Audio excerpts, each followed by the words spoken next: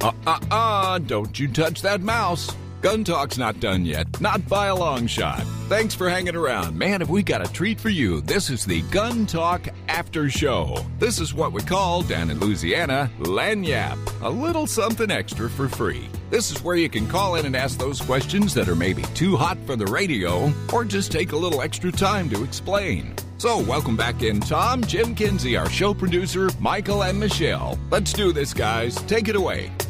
We're now in the after show, that dark and scary place where we go around Halloween. And it is Michael and Jim are here. Hi, guys. Hello. Greetings. Miss Michelle is not here. She had to be away with family, and they are in our thoughts, and we miss her, don't we, guys? Mm-hmm. Desperately. Jim had to handle the phones. Boy. You know what it's like juggling 11 phone lines? Call Dave back. Okay, I got Dave back. On what line? Not the same one I had before. Oh, great. That's not confusing. No, that's Aaron. That's not Dave. Don't take that one. Oh, my God. Yeah. It's a good thing they can't see what's going on over here. It's a good thing I don't wear a blood pressure monitor when I work. and he keeps saying, Michelle, come back. Please, we need you. So tell me about this video you guys shot that you just sent me. Oh, that would be the Hooper shooting the new Ruger LCR that he got. Yeah. Uh-huh. We thought it wasn't safe to have the same guy shooting video as well as shooting the firearm. I don't shoot as well like that. Doing a selfie while you're shooting? Right. I'm sure people are doing it. Yeah, from the muzzle perspective. That's right. What could possibly go wrong? Yeah, well, you can do a kind of a two-handed grip on a gun and still hold your phone in there somehow. Twist your left thumb, articulate it around. So yeah, sure. No danger there. You know this better than anybody, but you can get GoPros and attach them to your forehead or whatever, though. So that's another That's option. true. I have actually permanent bolts in my head where I could mount those. Oh, you bought the skull mount. Yeah. Got the skull out. That's exactly it. It's perfect. Just in time for Halloween, so it doubles as your costume. No, you guys are shooting the Ruger, is it LCR? LCR, yeah. Yep. Now, is this the one with the hammer or no hammer? This is hammerless. It is the 38 Special version 2. Okay. It's a great little gun, man. Wow. Your range report? I got to say that, some people I know have a little bit of trouble with the trigger on it. It's got one of the smoothest triggers of any double-action only revolver I have ever touched. It is. And when I first picked that gun up at the gun store, I was like, where's the rest of the gun? It's so light. I got gypped. This thing's too light.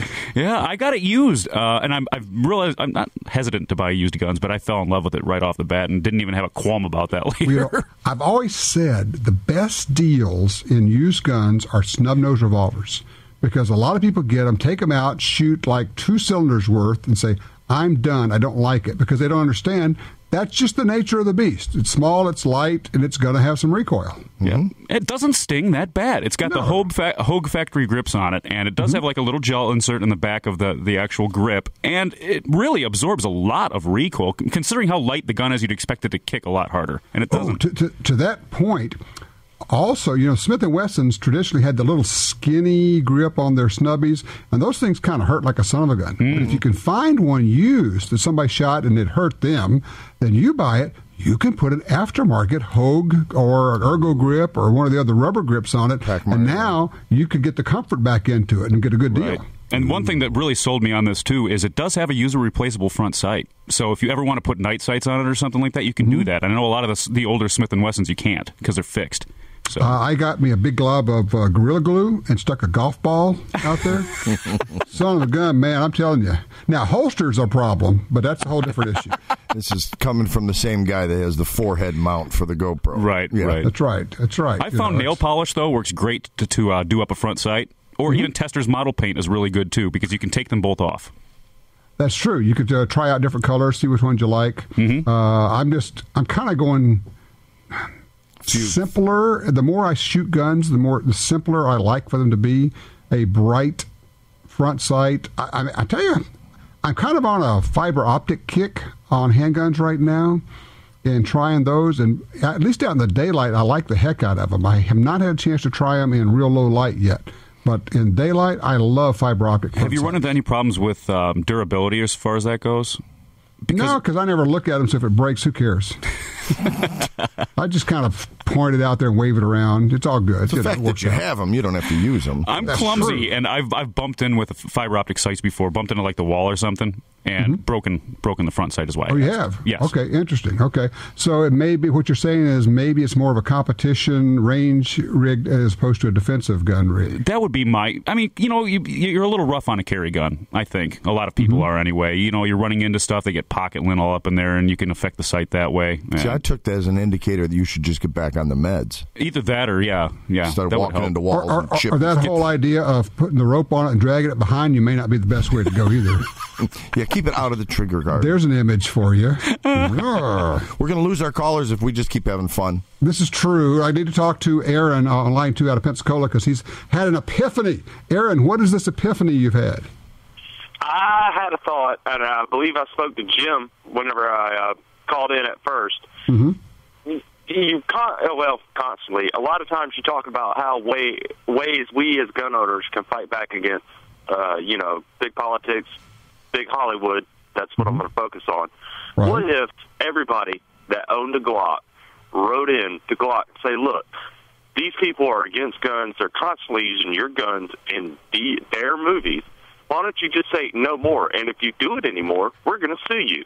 I realize you can't do it with every gun. Everybody makes a 1911. Everybody makes, well, not everybody, but everybody, pretty much produces an AR. Yeah. But like your Desert Eagles, your Glocks especially, your PX4s, your Minis, I mean, certainly we could do this. I'm not understanding. There's a part I missed somewhere. You're going to tell Glock to not let people use their guns in movies, or we're going to sue Glock? No, Glock's going to sue the filmmaker. No. We're going to sue the producer of the movie. Based on what? So if the producer of the movie goes out to a prop rental house, so they have a bunch of Glocks there, and they use the Glocks in the movies, what are you going to sue them for? Kind of like copyright infringement? I mean, everybody... You don't think so? No. I'm not arguing with you. I don't think you're going to get anywhere with that. I think what he's kind of trying to say is, like, Glock is sort of like we were talking earlier, like it's sometimes branded as the Band-Aid of medical wraps, you know what I mean? Because, what kind of gun? It's a Glock. He's carrying a Glock. Or here's the thing you got to understand.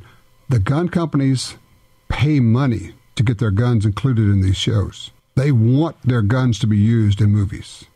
Because when their guns are used in movies, people go out and buy their guns. So they're not going to tell anybody, don't use our guns. That's like beautiful marketing for them. As for the movie producers, there are always going to be a lot of anti-gunners in the movie world. What I want to find out, and I would love to get your take on this, Aaron, how can we, or even is there a way, because there are a lot of people, movie stars or actors, who are shooters, who are gun people. Mm-hmm. They just are afraid to come out publicly. It's interesting. While it's okay to come out and say you're gay, which is fine, they can't come out, if you will, and say that they're shooters because it literally will hurt their business. They will get, the calls won't come for movies. How do we address that? Because if we can get more movie stars to say, hey, I love shooting, it's a great way to go, I'm out at the range with my family, all of that, that would be huge. How can we make that happen? Gun Talk Celebrity Shoot. That's a great idea. I like it. Well, I don't know. I mean, I hate the fact that these Hollywood stars who are making millions and millions of dollars and they're shooting these movies that obviously, project gun violence all over the place. I can name a million movies for you. Obviously, you can name a million for me also.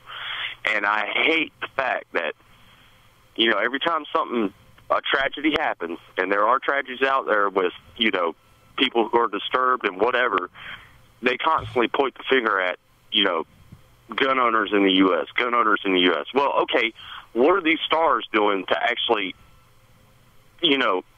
push gun safety and, responsible gun ownership? Well, you got to understand, for them, banning guns is gun safety. So here we have Liam Neeson just came out and said, the U.S. needs to have gun control and restrictions like the U.K. does. And then he goes out and makes movies about shooting people and tracking them down and hunting them down. And I'm going, really? I mean, he's just the latest. And look, I don't know where we go with this, Aaron. I appreciate the call, sir, but thank you for that. Guys, I wanted to mention there was a blow-up this week about Matthew McConaughey. I don't know if you guys saw it. Yeah. He was quoted in Forbes, one of the movies, one of the magazines. I'll have to look it up. But he made some statement about guns, and it was worded in such a way that you could take it to believe that he's saying we should have more gun control, or that he's saying it's just silly. People call for gun control and it doesn't make any sense because it doesn't work. And so people are going both ways on it, and I would love to get a little bit more clarification on that. But I guess here's my question to the two of you. Do people, the public, how much weight do they give the opinions of movie stars? That's really the question. Well, look at Oprah. Oh, yeah. Oprah makes a comment, it becomes gospel. It's ridiculous. On politics? On everything. But politics, gun control, everything, yeah. She holds a ton of weight. She could say something that had zero merit, and often has zero merit and no even logic to the argument, and she's going to get millions of followers to say, okay, I may not even understand you, Oprah, but okay, you said so. Mm-hmm. It's ridiculous. I think the complete saturation of this stuff, in the media, if somebody appreciates a celebrity, really likes their work, I think that's going to make their voice have a little bit more weight. It's the same way you're going to respect a friend's opinion over somebody you just met. Well, I mean, I know that, just pulled up. Tom Selleck says that it has cost him work being identified as being with the NRA. Well, now, here's the question. A huge box office draw right now just came out and said he's owned guns since he was 5 years old. Brad Pitt. He's super pro-gun. Mm-hmm. Yeah, exactly. So, I love that. Now, could it be that Brad Pitt is at such a place where he doesn't have to worry about the phone ringing anymore? Yeah, sure. I think so. I think a new upcoming independent actor would be ridiculous, and it would probably be screwed if he would. Which only totally exposes the Hollywood hypocrisy. Oh, it sure does. Because we're anti-gun, but maybe we'll kiss this guy's butt. Not just Hollywood. I ran into recently, and Jim, you probably will know who I'm talking about. I'm not going to give his name out here. Oh, Bill Jones. Yeah, that guy. Yeah, top musician, a guy that everybody knows his name. Okay. And we were talking, and he said, I love to shoot. He says, of course, I can't really talk about it in public because that would cost me money. I mean, a lot of money. We're talking millions of dollars. If the gigs went away, the concerts went away. Mm-hmm. And so he loves to shoot, but he won't talk about it because it would actually really harm his living, his livelihood. Yeah. That's of course, I always like to point out, that is, of course, the tolerant left who will shut you down and crush you if you have an idea or a viewpoint that's different from theirs. Well, sure. But they're open, of course, to everything except ideas that are different from theirs. Right. Oh, yeah. Yeah. Give me a break. Hey, guys, I'll just do this. Let's just go ahead and take Bill before we run to our break here, because, Bill, I know you're getting tired. I don't want you to go away, so I want to take this call. He's on line 4. How you doing, man? I'm doing well, Tom. Thank you very much. Absolutely. What do you got there? When we go to gallery of guns and some of the better online sites, and we see something we want, and in going through the process, which of course is fairly painless online, and then going to the dealer, to arrange for the shipment to be received, for some reason, and I don't understand it because I know these fellows at these different stores, and in one instance it was a very large chain store that's very well known and it's very gun friendly. But at each of them, I get sort of an attitude that and of course they want to show me their guns, and I do buy guns from them. Is this just an isolated thing? No, it's not isolated at all. I mean, look, you've come into their store and said, look, I'd like for you to process this for me. I bought it from somebody else. I didn't buy it from you, but I want, because I'm saving money, but I want to run it through your store. And they're going to go, huh. Now, let me ask you this. When you go to them, do you start off with how much do you guys charge to do a transfer? Yes, I do, as a matter of fact. My attitude is this. I walk in and say, look, what do you charge for a transfer? And if they say it's $50, and then it's your call of whether you're good with that or not. And then if you already say, okay, we'll do that, I don't think I would put up with a whole lot of attitude. I would just simply go some other place. They don't have to do this for you. It costs them money to do it, so you got to pay them something. Now, if you go to Gallery of Guns, because you mentioned Gallery of Guns, they have a dealer locator there, and I would think that anybody they're using with that probably is okay doing transfers. Shouldn't have a problem running these through, because they're actually making money off this. They're not making just a transfer. They're actually making money off of Gallery of Guns. So when you use galleryofguns.com, that's what we're talking about. Now, other services where you just buy one off of Gunbroker or something, then the gun store's not going to make any money off of it. So I understand that. Well, the other thing, too, you figure if they're selling you a product new, they're not charging you for the $44.73. Correct. I don't know anybody that does. Is there anybody that does it on top of it? I'm aware of. But. Right, okay, because they've made their money in their profit margin. Right. So you figure they're making X amount on a pistol. You're going in there cold. They're not making anything off that. I would think it's a straightforward business transaction. Bring it to them. Again, you nip that all in the bud by asking them to transfer right up front. But we're paying. You just walk in and say, "How much do you guys charge for transfer?" Yeah, we're from $10 to $60 here, and it's the people that are charging $60 don't want to do the transfers because it's extra paperwork on something they didn't handle. But if they got to handle it, they're going to make a smash. And then it's consumer to It doesn't bode well for these brick-and-mortar companies to turn down potential business in the future anyway. If you go having an attitude problem, against a potential future customer, they're not going to come back. Right. Well, also, you're not dealing with the decision maker, the policy setter. When you're dealing with the guy at Gander Mountain or Bass Pro or whatever. Well, see, I would never go to a chain to do this, ever. Okay. I would go to a local gun store. I wouldn't go to a chain and ask them to do a transfer for me. I would go to... Billy Bob's gun store or whatever. I'd go to the same one. I'd find one where they're going to know me when I walk in. Mm-hmm. I'm going to know them when I walk in. We're going to have a relationship. That's the way I'm going to handle this thing. Guess circling back, a smart dealer, a smart gun store is going to say, well, I got you in the store. I'm going to make money on the transfer. Right. And while I have you here, I'm going to try to sell you something because now I have you in the store with your money and your credit card in your hand. So the stores that are still, the mom and pop shops that are still giving people a hard time, is a pride issue? No. Here's the secret that a lot of people in the industry know that a lot of people don't get. A great many people who own gun stores are terrible business people. Terrible. Okay. They've got their egos all wrapped up in it. They run off customers.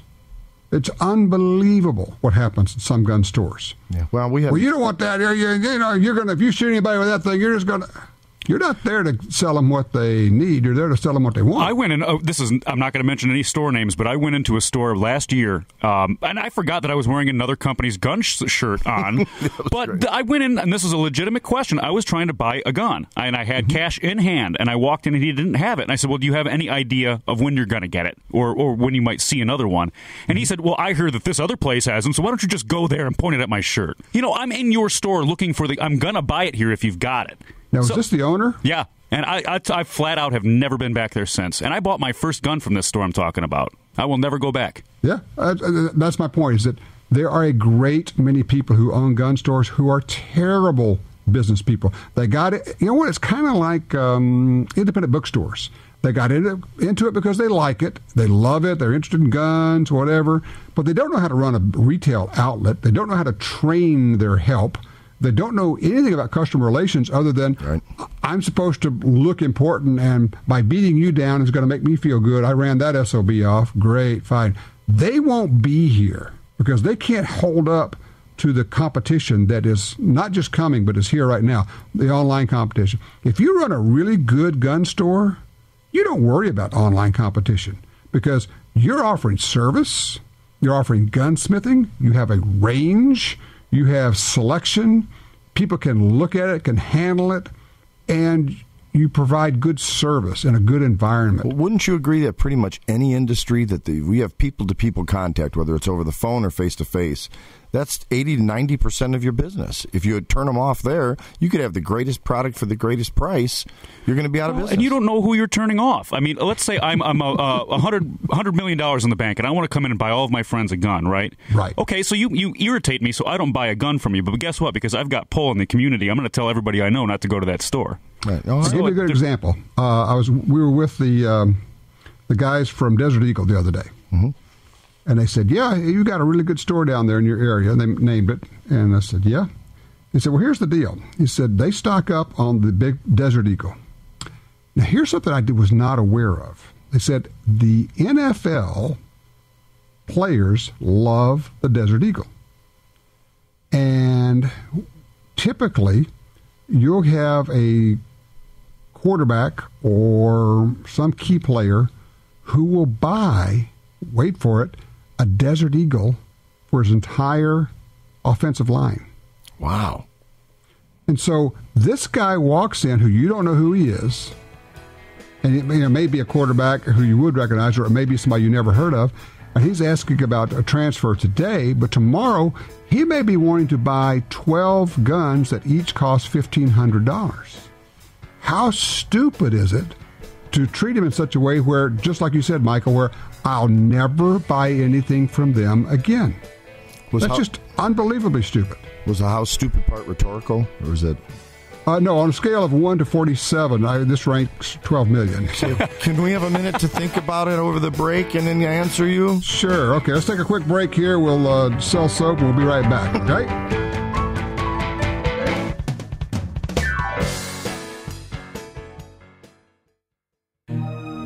In November, a few races for U.S. Senate could determine whether more anti-gun laws are in our future and whether your rights will be infringed. Will be infringed. Don't risk your rights. The future of gun rights is in your hands. Be a gun voter. #GunVote. For more information, visit gunvote.org. Gunvote.org. You are one among many, a growing brotherhood, and yes, sisterhood, of those who choose a concealed carry lifestyle. Those who believe the Second Amendment is as vital to our freedom today as it was more than 2 centuries ago. Those who embrace the natural right to protect themselves, their loved ones, even perfect strangers, should danger arise. You are one among many, and we've got your back. Carry Taurus and carry on. TaurusUSA.com.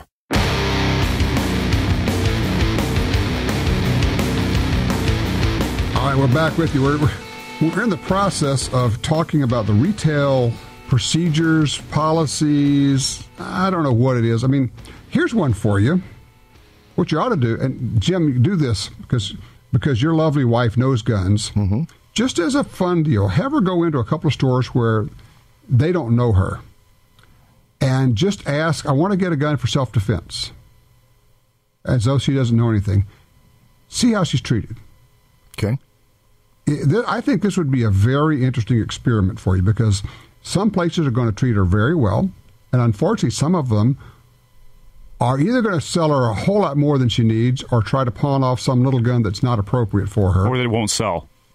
Or they won't. Well, I don't know anybody that won't sell. Have you run into that? What I meant by that was I've run into situations in the past where if they've got a piece of inventory they can't move, they'll just push it on whomever doesn't know any better. Absolutely. Oh, yeah. Sell what you got. Yeah, that's retail. And look, I get that, which is why you need to be an informed consumer. You need to walk in knowing what you're looking for.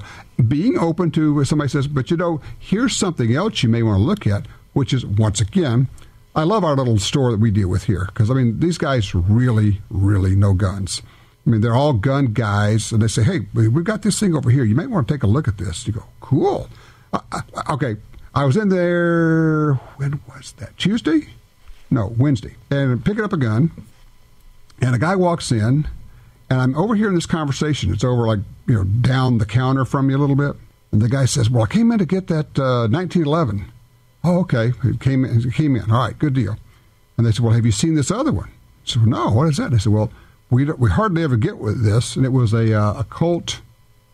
Was it Delta? Wasn't a Delta Elite? Oh, it was a Gold Cup, a Colt Gold Cup. He said, "Oh wow!" And they're having this conversation, and he bought both of them on the spot. He's a regular customer. They treat him right because he's a good customer. He trusts their advice when they say, "We're not going to get another one of these in this year." Now that's a great relationship, isn't it? Right. And he, as a consumer, expects them to make a fair profit margin because that's what a business has to do. He's not expecting to get everything at cost. It's a two-way relationship. That's a great point, Jim. What is a business's first obligation to its customers? I know the answer. I can't answer this because I know the answer. My hands are busy. I can't raise them. It's to stay in business. To make a profit. Yeah. Your first obligation to your customers is to make a profit. Mm-hmm. Because if you don't make a profit, you won't be there. So for people who say, well, they just charge a little too much. Okay, fine, I got it. Do you want them to be there next year? And no, your local gun store probably cannot compete with Walmart on some of the guns. When you are ready to buy that gun that's never going to be in Walmart, you would like to have a place to go. Mm-hmm. Now, if I'm going to go buy 10,000 rounds, I'm not going to go pay the high price probably at a local store. Mm-hmm. But if I'm going to go buy a box of ammo, if I can, I try to spend some money there. And when I go in, I try to always spend a little bit of money there. It's just, I don't know what it is, and we've kind of strayed a good bit, but I would just say if you own a gun store, treat it like a real business. In fact, go get some business training. It's amazing how many people running gun stores have never had any experience or training in business and retail and marketing, in display and customer service, don't know how to train their staff. Treat it like a restaurant, That's because then you've got to have the face-to-face interaction. You've got to be able to smile. You have to have people skills, Well, in retail, think of the Nordstrom experience. Or when you walk in, we're all going to speak to you. We're going to say hello. We're going to smile. It's amazing how much power there is in a smile. It's amazing how much power there is in a breath mint, too. Well, there's I got a guy in town. I'm telling you, he's losing $30,000-$40,000 a year in retail sales because of that. Personal grooming is a whole nother thing. Yeah, it's pretty sad that I know exactly who you're talking about. I know. Oh no! So I mean, we call him good old Stinky. Yeah. So be aware. Be aware. It happens to everybody. Be aware. There you go. Okay, so we got new guns coming. Wait. I wanted to get this out because I forgot to read this. I wanted to do it. All right, a range report from Justin and Angela. He says, got a Mossberg MVP Varmint, their great rifle, in .308, put a Vortex Crossfire 2 4-18 scope on it, putting it in the same hole at 100 yards. Love this rifle, and the stock trigger is awesome. So he says, I'm a big fan, love what we're doing here. So, and that's not a real super pricey unit either, is it? No. The MVP is not pricey. And Mossberg's doing some consolidation on their models. I don't think they get enough respect for their bolt-action rifles. They make some really good bolt-action rifles. Well, and if you want reliability, I can't think of a better way to get it out of a rifle than a bolt-action. Oh, by the way, you said I wanted to get, because I've got a range report here. Actually, it starts off, says bragging on a sponsor. And because, Michael, I know you've got an experience about this. We'll get to that in a second. It says, last Sunday while listening to the show, I went to the Alien Gear website. I ordered the buy two, get a third shell package. Well, with so many choices, I managed to submit a confusing order. Long about Monday or Tuesday, a nice young lady called me to straighten out the confusion. By Thursday, I had my holsters and have been getting the one for my Ruger Commander squared away. So far, I love it. My wife will be trying out the LC9 one this week. I think they are going to get deeper in my pocket. Michael, you had an Alien Gear experience. I did. It showed up yesterday, and I had stuff to do, so I was carrying the little Ruger, and I didn't have a chance to slap it. So today, make a long story short, is the first day I'm wearing it. Mm-hmm. My God, what a great holster! And I've got a whole, like probably everybody else, I've got a drawer full to the top, a big desk drawer, probably 35, 40 holsters in there. It's not exaggerating. This is the best one I've ever bought. You're just as sick as the rest of us, yeah. Yeah, best one I've ever owned. I love the Kydex clips. I love the way it fits on the belt. I really like however they vacuum formed this Kydex. It's sharp looking for one. You'll look at it and go, wow, that's neat. Not that anybody's going to ever see it, but I can know it's cool. But you like it, you appreciate it, and the fact that it had a good price. It's $35. That is unheard of. I've spent $80, $100 on a holster, and it's nowhere near as comfortable. Same gun. Same gun. So I'm impressed. There are a lot of people have gotten into the holster business, and as a result, we have these great choices out there. And Alien Gear looked at it and said, we can make a really good holster, and we're going to offer it at a really good price. And that's their position. And then, of course, they've got this free shells for life deal. Yeah, swap the retention on this thing is incredibly good. Better than any inside the waistband I've ever used. And that's important. You know, I was talking to you before about laying on the ground to work on a car, getting up and have the gun half out of the holster, or laying on the ground, and that's something I really wanted to avoid. One of the reasons I went to Alien Gear in the first place, but it's great. I can run up and down the stairs. I can't even hear the thing moving in the holster. Love it. Well, there's a range report for you right there. There you go. Yep. So, yeah, and then, the fact that from this listener says, if they called and said, hey, look, we're not quite sure we understand your order here.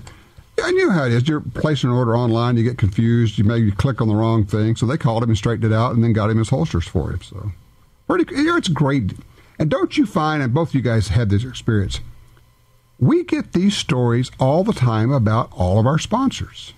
Well, they're vetted by you guys. You guys know what you're doing. I have another really positive thing for you, too. This happened this week. The Ruger, I bought this used. I didn't get any of the safety keys for it that lock the actual pistol. Right. And I don't use them much, but I wanted them. I like to have everything that comes with a gun new. And all I did is email them. Within a day, they emailed me back and said, well, I gave them some pertinent information. We just went ahead and sent you 2 out. Didn't ask me for any money or anything. I mean, I was looking these keys up on the internet. They were going for a little bit of money. So, yeah, Ruger, within a day, responded. They already shipped them out. I got a tracking number. It's a big impersonal company, so they're never going to treat you right. I was, great first experience with I've never owned a Ruger before. No, I say that because I always marvel at people who say, well, I've got this XYZ, whatever it is, doesn't matter what brand, because there's always, you crank out 1 million guns, you're going to have some that have a problem. And people say, well, I've got this problem. I don't know what to do with it. I said, well, did you call the company? Well, no. Really? Just call them. And then when they do, they go, hey, you won't believe it. They took care of me. I go, yeah, I do believe it. That's what they do. We see it all the time. Well, in the past, I think some of the gun manufacturers had kind of a bad reputation for not having the best customer service. Not all of them, but some did. And I think that's turned around so much in just my short little experience. Well, now here's a question. How much do you think the Internet's responsible for that? People huge. Sharing their stories. Huge. Both ways, too. I mean, you can have a minor problem if it's not resolved.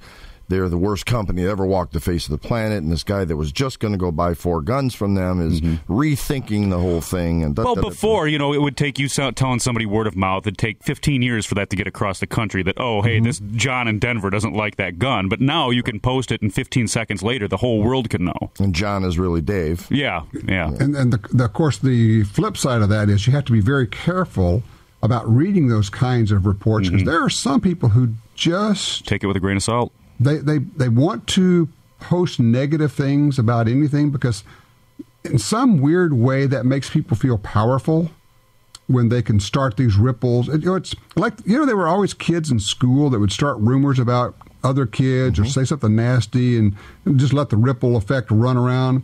And those folks are online now. So I tend to read those kind of reviews and reports skeptically until I get more confirmation. Sure, or call somebody that knows, or do research. Like if you've heard of a specific problem for a gun, like you said, do a Google search.